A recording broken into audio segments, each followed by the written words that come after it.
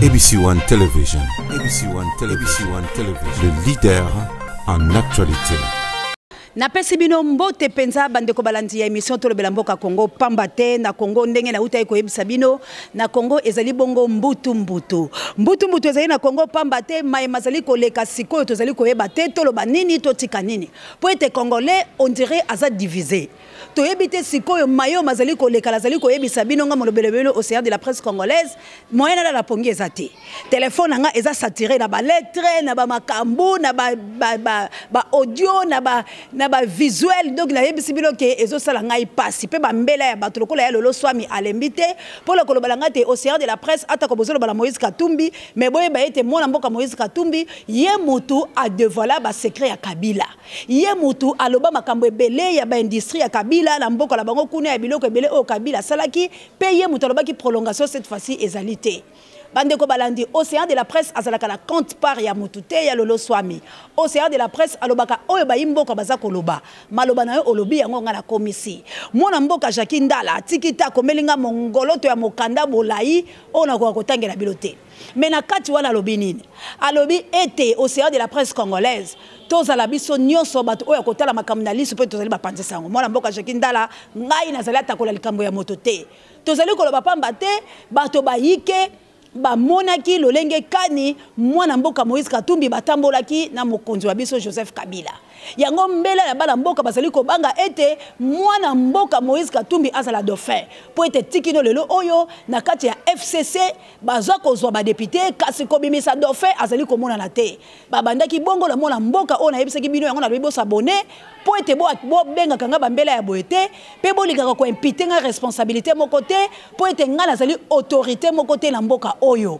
nazali ata ko mokonzi moko te nazali kaka mopanzi sango o bazali ko torturer et prévane bino nyonso boyebi pe botindela kinga bayako po bomona ki lolenge ni lacrymogène zo selanga na kingo soki nazoleka la kosala émission pamba te po kaka ke nazali molobeli soki pe nazali moto mosusu o azali ya yauli mena kolala mena lobi na kolala te po ete ezali mosana nga o na linga esengena le kaletando eke po na koloba mais je suis souffrante. Je suis souffrante. Bande comme ça, batindele nga mbongo la bango let ba changer que ceux qui mobala mbinga mobala na ndako ne ba pièce ce ton d'amour ba ko ko cancel ko la za moto ya lokuta mais pas batelo ko la ba mona ki ba pota ba moni mission ezali ba nzoto na makolo mais nazali ko sala émission pour na kolobela kaka République démocratique du Congo nazali na compte par te ceux qui mona mboka Kabila sali makamune malamu to ko betele maboko ceux qui mona mboka Moïse Katumbi asali makamune malamu to ko betele maboko. Jusqu'au preuve du contraire, tu as bien été Moïse Katumbi, azali gouverneur et la tangoya, moi n'amboka Joseph Kabila. Baye ko beba na biti penza le kambo oyo bango mi bale ba beba na to yebite mais to moli ba sekele bango bali ko bima. Yango peuple congolais a telemi peka kaloko la bino banso peuple congolais azali ko loba ete est-ce que Moïse Katumbi ko ya na ye à cause de la dauphin moi n'amboka Joseph Kabila te pamba te Joseph Kabila botala ki la bilili azaki la posa ete moi n'amboka mokonzi ya palu gizenga azala bongo dauphin na ye. Mais makambo ya gizenga bino so boyebi yango boni mwana mboka azali pela ko bela ata ko yemoko la primature a démissionnaki donc azali ne le côté à côté lema balobi nyungu to okaki muzito o mizuta kena na makaba bato ba église ya ko tambola ba église ya ko tambola ko bato ba église aboyi ba parti boy to landaki yango metomoni ko tambola mwana mboka muzito tikilo lelo nanu tozui penza eloko ya makasi te yango toza ko betele CTT mais ba yeba sur la République démocratique du Congo boyeba ki ete mwana mboka Olive Selenge asala congrès na ye bakimaki mbangu la kinga kati nga molobelo bino na lobaki yango okene bakendaki kasi esimbi tendenge na lobi la bino kena émission uti ko le katindi ka chakal mwana mboka Olive pena batu batali balobi te maman Olive vala la okimia makambo ebongi na ote toyoki matata mponyolo la cravate rouge mais kasi to moni kuna ezali pe ya ko simba te to moni bato ya FCC bazali ko yanga la ba misusu bokotel la bilili ta muso ko na mikolo misali ko ya to ko lakisa bino mabina la bango oyo ezali déjà ko lakisa ete tozali koloba lokola mona mboka oyo ya biso azaki na rompo ngaba awa abandai koloba la batuke mbongo bolia metala motabomi mboka yeyo azala simala ngai ngulu diaka molimo ne pe mala kimia abandai koteka tata mokonzi ekolo mieke azalaki esika moko la tata mokonzi ekolo Joseph Kabila Mobutu c'est plutôt bolimi sima mokepo komba Kabila boyebi ki en tout cas moyeli mobiso la minoko mikolo ezalité po etazali pela homme puissant azali ko telema azali ko kabola bato azali ko sala makamba yike yango la kombola epende ko limo bisote bande ko balandi bato balobili kama Moïse Katumbi likambo ya Moïse Katumbi population congolaise ezali ko lela babo ya ete Moïse Katumbi azala dauphin ya mwana mboka Joseph Kabila yango balobaki kasi lokola bilo bolobi azali na mboka Zambie biso to boite ko zala ya Moïse Katumbi la Zambie bolobi masasi mabeti bayike wale wuti pa ya fura eve fura obengi ngai wuta Goma olobiete maman au séance de la presse tolandaka yo po to sala kama ya politique merci na maman fura eve kasi masasi mazali ko bete mwana mboka zali la frontière mwana mboka babetele masasi tina nango ezali nini tozali ko boya nde ba théâtre fura na ngai eve biso tozali ko boya kaka théâtre esalama mwana mboka Moïse Katumbi lokola Francis Kalombo makamolo ye mususu ye awa Francis Kalombo to matato kitapenza azali acteur politique moko biso to ko lobelaka ete na lolenge ya mabete tozali ko wangala mutu te po ete mutu komi me makamusu esalama na Congo oyo je vous dis ezali makambabe lelo oyo ba Francis Kalombo atako bakolinga neti bazwa mwamba na bango po ete batombola bango mais je pense que tout Congolais ne peuvent jamais kotombola Francis Kalombo parce que babiloko wana ezala ngokaka ba manigance ke tozolo balelonga PDS lompinga boye na koyeko tele moseya de la presse pour mais soki na telemi bato bayebi nga bakolo bate aza maele po bato totanga na bango bayebi mais ezali pe la bato mususu to pesi bango ba pouvoir ya kokele mbala boko prêter serment comme avocat ya kolongwa mbala boko la musique kotindika mbala boko po azui na ye chance eloko pamba ndenge papa mbaloba est-ce que chance ezala eloko pamba soki chance ezala eloko pamba mais minduki ezobeta mapola nini soki chance ezalaki eloko pamba bato bazoboma na pona nini mwana mboka Bemba Gombo akendaki bongo na badolite akitaki la mabela ba ancêtre na ye bomonaki ndenge bayambi kasi lelo peut-être totelemeli nde likambo ya Moïse Katumbi pamba te bato bayike balobi Moïse Katumbi akotikala kozala la tata mokonzi ekolo te pamba te yende moto apomolaki biloko loso ya tata mokonzi ekolo ba industrie na ye ba usine na ye ba biloko la ye pe grâce à Moïse Katumbi ne batu boyebaki yango pe Moïse Katumbi mutatombolaki mongongo na ye po la koloba makambo ya prolongation kasi tomoni biloko ya bongo ebele eloko ezali kobangisa peuple congolais wala ezali maloba ya ba révolutionnaire oyo bakamba misiko basangani liboke na Michel Ngatoto l'homme noir balobi bazali koboya nini métissage pamba te n'époque ya Mobutu c'est ce que kokungbendu wazabanga bato nyonso o ba travailler kala Mobutu lelo bazapi voir même Mobutu na ba fichier na bino tango bobimisaka bo chaka ye moindo pour la ne botaka ka Mobutu te est-ce que Mobutu salaka makama mabe est-ce que Mobutu la passage na ye bato ba sepela te est-ce que Mobutu la passage na ye atika bilembo na République démocratique du Congo te to la Zaïre na époque na ye est-ce que salaka mutu mabe boya no l'appelle loyo pour la ne be Mobutu boso la teke songa na mboka la ye pona nini Mobutu boso kokate boso ele mozole la mboka la ye pona nini Mobutu te boso tanga kombo la ete histoire Mobutu comme lokola na Monkeri ce qui boso tanga Mobutu faut botanga lokola un indigène moko boye donc mutu moko oyo ke asala ta makambo ya kitoko te o moto ko sepela lango wala za maloba ya Michel Ngatoto l'homme noir na ba révolution la ye bazongi si balobi mwana mboka akela Zambie cela veut dire ça prouve que bazaka bapaya Bemba salaki la Belgique bakangi la boloko directement Bemba alobaki la ok Gbado Bemba alobaki te la okota par Zambie Bemba alobaki te la okota par Kenya par Tanzanie il pouvait aussi dire ça voilà maloba yanga été ya Pichu R9 mais si ko pour ni bango ba ko bomba la kala Zambie na ba Tanzanie cela veut dire baza ba étranger à solo wala za maloba langa te ya Pichu R9 Pichu Kinata bande ko langai Moïse Katumbi bato bayini ete Moïse Katumbi bato baza la posa na ye poète ya solo tolingi toyeba mais to boyi quand même ba conflit la bango soko ba conflit moko tozo yeba teta musoso ba wela ki bo bilanga moko boye omona ka bato bakabwani mwana mboka ndala la mokanda na ya lobi boye alobi soki ya solo Moïse Katumbi azalaki na problème na mboka la Congo mais il fallait ki batinda déjà ba arrêter mwana mboka na Zambie bisika sali lokola ba arrêter te cela veut dire que ko simba te apesi mbanonete ya Bemba lobi po la Bemba bakanga ki na mboka bapaya alobi me bakanga pe Moïse Katumbi bisika zali na Zambie soki baza kokanga ete cela veut dire deux pays wala bazoluka siko bayoka la manigance ya misolo po ete bafuta bango misolo bakanga Moïse Katumbi mais batu wana baboyi na bango kozwa paquet baboyi na bango kozwa paquet pamba te balobi Moïse Katumbi azali mwana mboka esengeli aya oui tolingi barter politique nyonso oya makasi balekala mais na moni bino bozolo ba Moïse Katumbi bozolo bela likambo ya ne monantemi te ne monantemi azali wapi ne monantemi bozo tuna te aza wapi bataba Kongo pe balobi les Katangais baswahili vous revendiquez votre droit pour la décollabler Moïse Katumbi oui tolingi yango mais nous voulons pas que Congo ça la diviser ne mona ntemi aza wapi tolingi ndenge Mobutu alobaki tata bo moko ekolo bo moko lisanga bo moko tolingi la biso esusu te 44 multipartisme on n'a pas besoin de ça parce que ba parti bozo ko créer mais ebele po bosa la bino le côté la République démocratique du Congo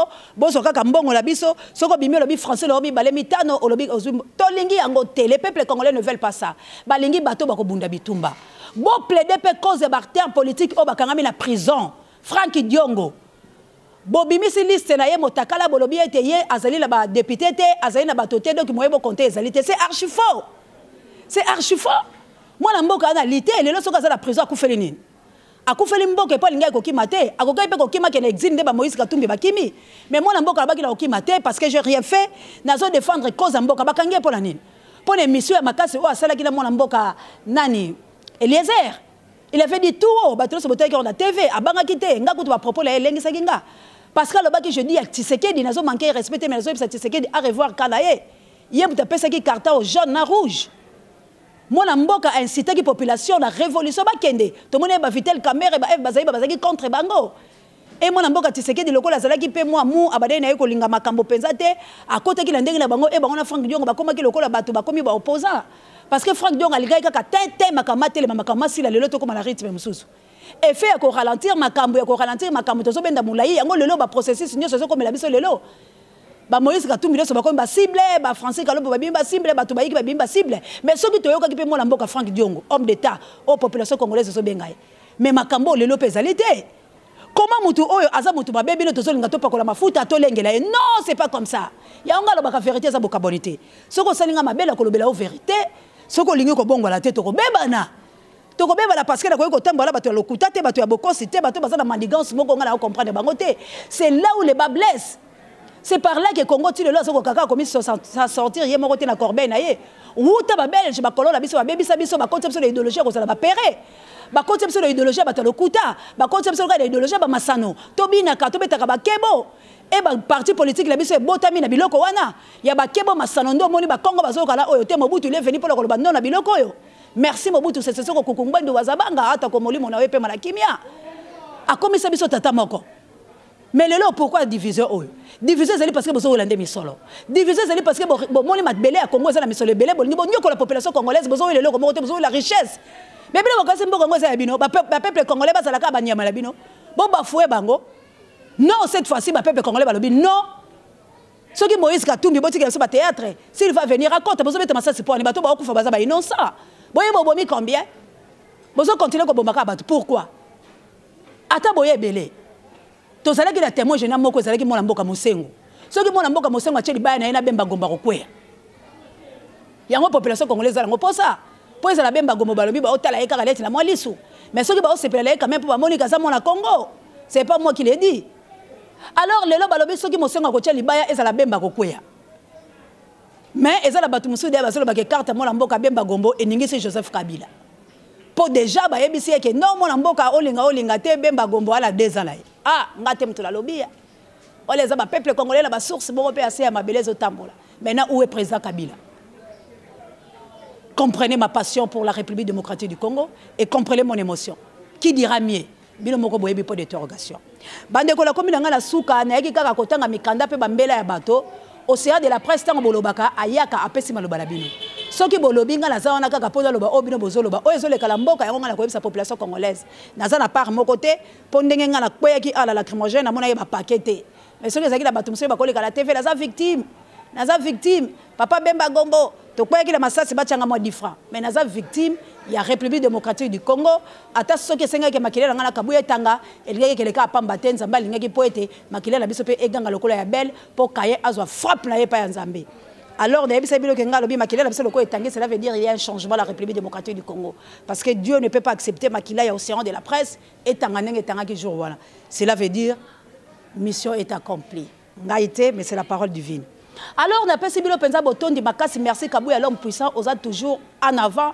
Pamba teta on benga na soto zuimbela o kiti penza oye repo pour la biso ezalité kasi nzambe yeboko akofuta biso pe musala biso kofuta biso pamba te tozalaka pe bayike molobela zalaka DST cameraman azaka kayote mais buka mona buka kukila ndeka kabala balobaka zaba mutu zaba valeur DS lompingo de la presse la Kabuya ba appela mo ba valeur na bango oboyi tokotika yo oboyi okomona pe makambula yo parce que cette fois-ci ezande tolo baka to telemisa pe micro la biso la nzela population congolaise la pose loba merci océan merci na yo pe mwana mboka la moni la nyo s'attache à tindelinga mama kamoka Francis Kalombo lelo toko pota la poète toko loba loba.